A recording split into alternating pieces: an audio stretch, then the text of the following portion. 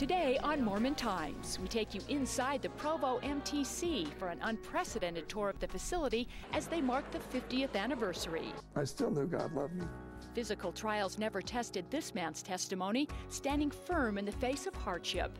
Families, temples, and prophets, children around the world express thanks for their blessings in a new church history exhibit, and doing more than just saying don't, teaching your children the whys of the gospel.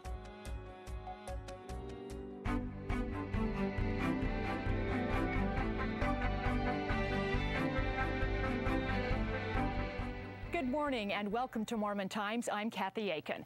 How often have you heard a teenager ask the question, why? Why can't I date until age 16? Or why should I attend seminary?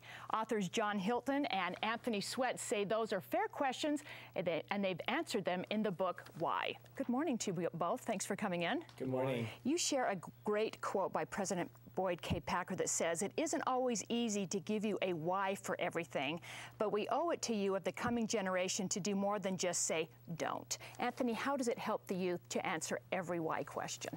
You know, it helps a lot in the sense that often in the church we talk about behaviors. We talk about behaviors like we pay tithing, or we go to church, or we say our prayers. But we've noticed that there's a lot of youth who want to know why we do those things, and there's a lot of power behind giving them the why.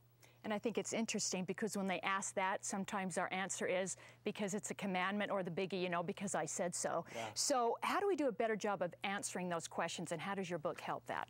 You know, often, kind of using the parent example, when our kids ask why, if we just say, well, because I'm your dad or I'm your mom, I told you so, exactly. It doesn't carry a lot of weight, doesn't carry a lot of power with them. But if we give them reasons, then they start to understand, oh, okay, I see why mom and dad are telling me that.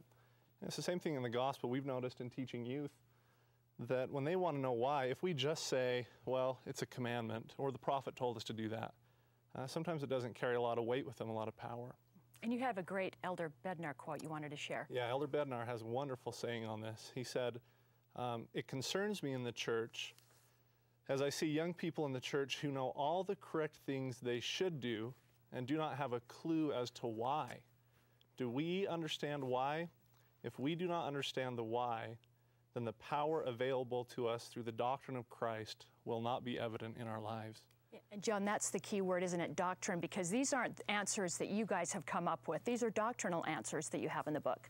Yeah, so if you can understand the doctrine of our body as a temple, it changes your behavior. And when you really know why, it changes what you want to do.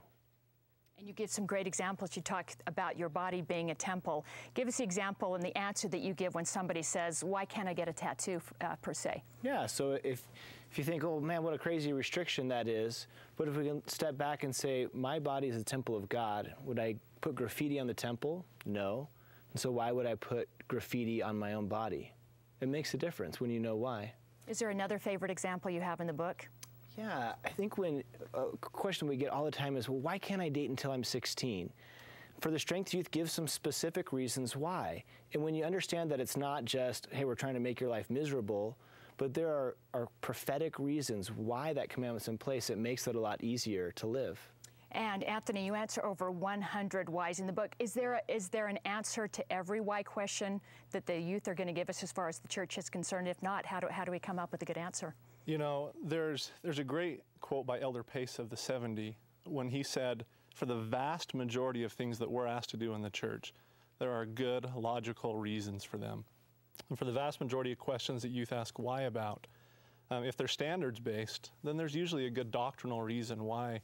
And if as parents and as leaders, if we take the time to try to teach people the plan of salvation, help expand their minds a little, and help them see the big picture, then I think we can answer most of the whys. And obviously, there's some whys that we cannot answer. Right. One example, you know, when the Holy Ghost gives you a prompting, you don't ask why. You just follow the Spirit. Sometimes we have trials, and it's not productive to say, well, why did this have to happen to me? And I think that's maybe the difference. Sometimes we get questions, really hard questions. Well, how do I know if I should do this or do this? And sometimes it's a matter of praying and following the Spirit's guidance. That's a great point. Both of you, thanks so much. It's a great book for both teens and parents. Thanks for sharing it. Appreciate it today. Thank you. Thank you. Well, the title is Why? powerful answers and practical reasons for living LDS standards. You can find it at any Deseret bookstore.